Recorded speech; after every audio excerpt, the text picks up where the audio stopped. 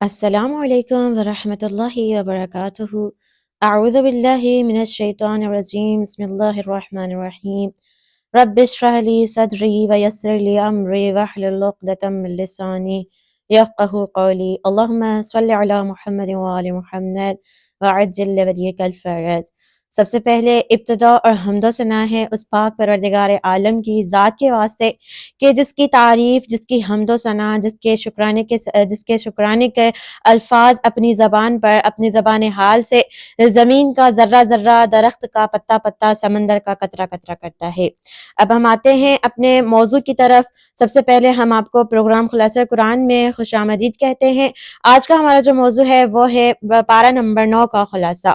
پارہ نمبر 9 کو مفسرین قرآن نے 2 حصوں میں تقسیم کیا ہے کہ جس میں سے پہلا حصہ ہے سورہ اعراف کا بقیہ حصہ، دوسرا حصہ ہے سورہ انفال کا ابتدائیہ حصہ۔ پہلے ہم آتے ہیں سورہ اعراف کے بقیہ حصے میں کہ اس میں کون سی باتیں اور کتنی باتیں مذکور ہیں۔ مفسرین قرآن فرماتے ہیں کہ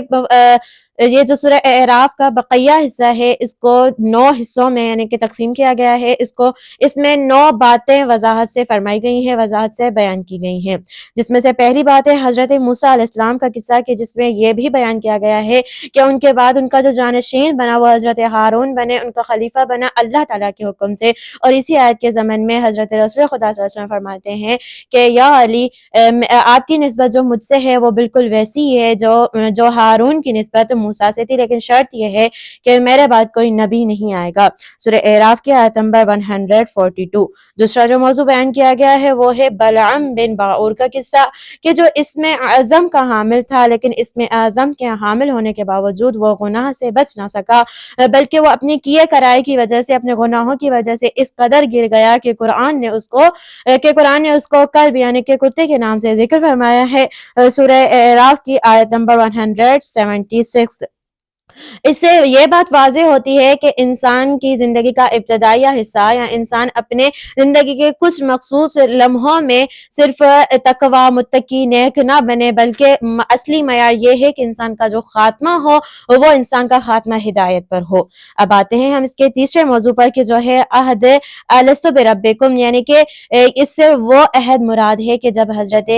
آدم علیہ السلام کو اللہ پاک نے بنایا تو ان کی پشت مبارک سے اللہ پاک نے تمام نسل آدم کو ذرات کی صورت میں پشت آدم سے نکالا اور ان ذرات سے یہ عہد لیا، یہ وعدہ لیا، یہ پوچھا کہ الست بربکم، کیا میں تمہارا رب نہیں ہوں؟ تو ان سب ذرات نے اپنی زبان حال سے اقرار کیا کہ ہاں آپ ہی ہمارے رب ہیں۔ تو اس عہد کو بھی بیان کیا گیا ہے سورہ اعراف کی آیت نمبر 172۔ چوتھا جو موضوع بیان کیا گیا ہے وہ رسول اکرم صلی اللہ علیہ وسلم کے امی ہونے کا بیان کیا گیا ہے، اور امی کا مطلب سورہ عنکبوت میں اللہ تعالیٰ نے بالکل وضاحت سے فرمایا ہے۔ پانچواں جو موضوع ہے وہ ہے اللہ کے لیے اسماء الحسنی کا حامل ہونا، یعنی کہ اللہ کے لیے جو اسماء الحسنی ہے، اب روایات بیان فرماتی ہیں کہ ان اسماء الحسنی سے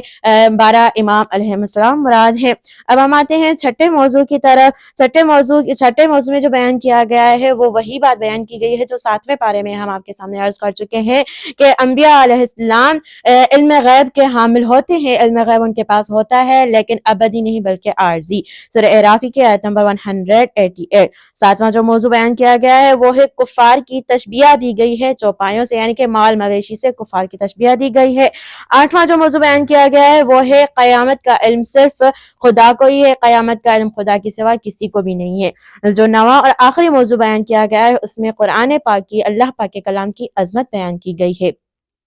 اب ہم آتے ہیں اسی پارے کے آخری حصے کی جانب، یعنی کہ سورہ انفال کے ابتدائیہ حصے میں۔ سورہ انفال کے ابتدائیہ حصے میں اللہ پاک نے 5 موضوعات کو بیان فرمایا ہے۔ پہلا موضوع ہے مومنین کی 5 صفات بیان کی ہیں کہ جن میں ہے خشیت، یعنی کہ خدا کا خوف، یعنی کہ مومن وہی ہوتا ہے جس کے دل میں خدا کا خوف ہو، جیسے کہ امام علی علیہ السلام کا فرمان ہے کہ مومن وہ ہے جس کی محفل نہیں بلکہ جس کی تنہائی پاک ہو۔ اب محفل میں تو ہر کوئی گناہ سے پرہیز کرتا ہے، لیکن حقیقی مومن وہ ہوتا ہے جو اپنی محفل میں بھی خدا کو حاضر ناظر سمجھے اور اپنی تنہائیوں میں بھی خدا کو حاضر ناظر سمجھ کر اپنے وجود کو گناہوں سے دور رکھے۔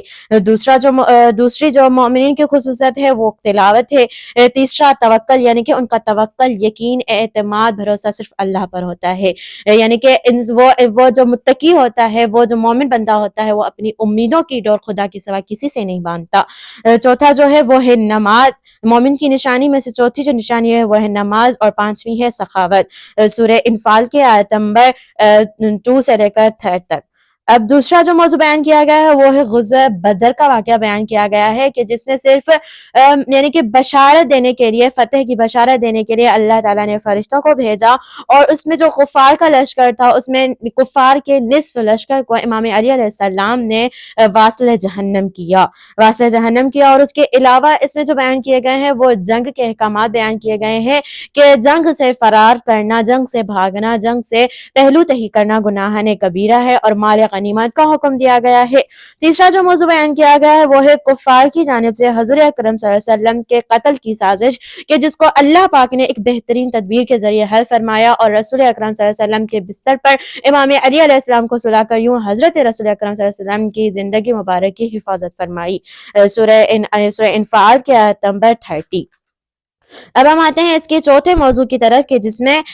جس کا حوالہ ہے آیت نمبر سورہ انفال کے آیت نمبر 32 ہے، جس میں یہ بیان کیا گیا ہے کہ آیت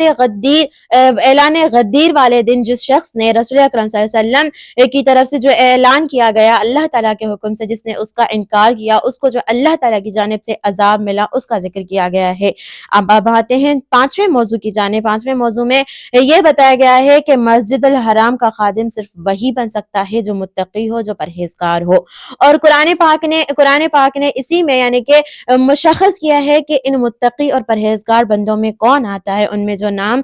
ظاہر کیے گئے ہیں، نام بیان کیے گئے ہیں، وہ حضرت امام علی علیہ السلام، جناب حمزہ علیہ السلام، جناب جعفر طیار، جناب عقیل علیہ السلام کے نام بیان کیے گئے ہیں، اور بعض تفسیر میں ان کی تفسیر میں یہ آیا ہے کہ اس سے مراد، ان متقی سے مراد یعنی کہ جو مسجد الحرام کے خادم بن سکتے ہیں، ان متقین سے مراد آل محمد ہے۔ اب ہم آتے ہیں اسی پارے کے ان نکات کی جانب کے جن میں انسان کی زندگی کو کامیاب بنانے کے لیے کچھ اصول بیان کیے گئے ہیں۔ پہلا اصول ہے لوگوں کے درمیان ایمان اور عمل برکات کے نزول کا سبب ہے، یعنی کہ جب انسان کے اندر ایمان بھی آ جائے گا اور ایمان کے ساتھ ساتھ عمل بھی آ جائے گا تو یہ انسان کے یعنی کہ ہر ایک نیک کام میں برکت کا سبب بنے گا۔ دوسری جو یعنی کہ اصول بتایا گیا ہے وہ ہے شرک و گناہ کا جو انجام ہوتا ہے وہ خشک سالی اور محصولات کی کمی میں ہوتا ہے، یعنی کہ اللہ پاک نے جو بندے کو نعمتیں دی ہوئی ہوتی ہیں، اگر انسان ان کی ناقدری کرتا ہے، اگر انسان انہی نعمتوں سے کوئی گناہ سرزد کرتا ہے تو اللہ پاک اس سے وہ بھی نعمتیں چھین لیتا ہے، یعنی کہ جو نعمتیں اس کو حاصل ہوتی ہیں محصولات میں کمی آ جاتی ہے۔ تیسری جو ہے وہ ہے 40 دن عمل کرنے سے انسان میں معنویت پیدا ہوتی ہے، سورہ اعراف کی آیت نمبر 142۔ چوتھا جو ہے اپنی حیثیت اور طاقت سے بڑھ کر سوال نہ کرو، اس کا انجام اچھا نہیں ہوگا، سورہ اعراف کی آیت نمبر 143۔ پانچواں جو بیان کیا گیا ہے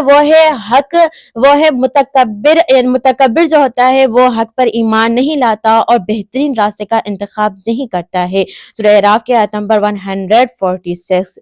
چھٹی جو ہے وہ ہے خداوند عالم انسان کو خوشی اور غم دونوں کے ذریعے آزماتا ہے، یعنی کہ جب انسان کے اوپر غم آ جائے تو انسان مایوس نہ ہو، اور جب انسان کو اللہ پاک خوشیاں عطا کرے تب انسان ان خوشیوں کے لے کر متکبر نہ ہو۔ جو اللہ لے کر آزماتا ہے وہی اللہ دے کر بھی آزماتا ہے، سورہ اعراف کی آیت نمبر 148۔ جو 7ویں نمبر پہ بیان کیا گیا ہے وہ ہے جنہیں تم خدا کی جگہ پر شریک قرار دیتے ہو وہ کبھی بھی تمہارے مددگار نہیں بن سکتے، یعنی کہ اس آیت کے ذریعے اس دن کی طرف اشارہ کیا گیا ہے کہ جس دن ہولناکی ہوگی، کہ جس دن انسان اپنوں سے بھاگے گا، کوئی کسی کو نہیں پہچانے گا، تو اس دن اللہ پاک نے اشارہ کیا ہے کہ اس دن یہ تمہارے شریک تمہارے کسی کام نہ آئیں گے، سورہ اعراف کی آیت نمبر 197۔ جو 8ویں نمبر پر بیان کیا گیا ہے وہ ہے جب بھی شیطان کی آواز سنو خدا سے اس کی پناہ طلب کرو، سورہ اعراف کی آیت نمبر 200۔ 9 نمبر پر جو بیان کیا گیا ہے وہ ہے جب قرآن پڑھا جائے اس کے مفاہیم پر توجہ دو،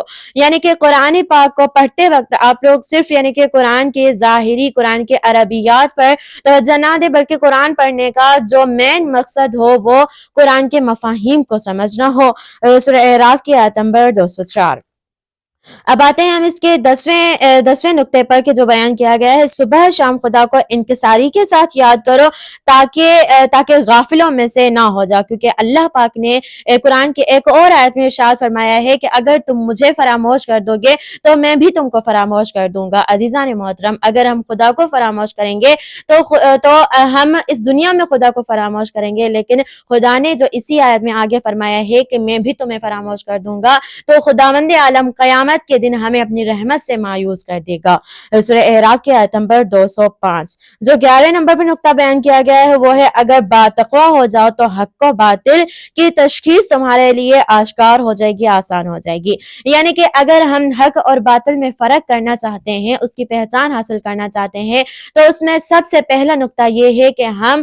سب سے پہلے خود کو، اپنے وجود کو، اپنے اعضاء و جوارح کو گناہوں سے پاک رکھیں۔ سورہ انفال کی آیت نمبر 29۔ 12ویں نمبر پر جو نقطہ بیان کیا گیا ہے وہ ہے جب تک استغفار کرتے رہو گے، یعنی کہ اپنے لیے بخشش مانگتے رہو گے، خدا کا عذاب تم پر نازل نہیں ہوگا۔ کیونکہ خداوند عالم قرآن میں کئی بار فرما چکا ہے کہ میں بڑا ہی بخشنے والا اور مہربان ہوں۔ سورہ انفال کی آیت نمبر 33۔ آخر میں حق تعالیٰ سے دعا ہے کہ اللہ پاک ہمیں قرآن پاک کی اس نیک تعلیمات پر عمل کر کے اپنی دنیا و آخرت، اپنے معاشرے کو سنوارنے کی توفیق عطا فرمائے، اور اللہ پاک سے یہی دعا ہے اول و آخر کہ اللہ پاک ہمارے آخری نجات دہندہ امام زمانہ کا جلد از جلد ظہور فرمائے، ہمیں ان کے اعوان و انصار میں شمار فرمائے۔ ربنا تقبل منا انك انت السميع الدعاء وبحق زهرا وابوها وبعلها وبنوها اللهم صل على محمد وآل محمد وعجل لوليك الفرج والسلام التماس دعا۔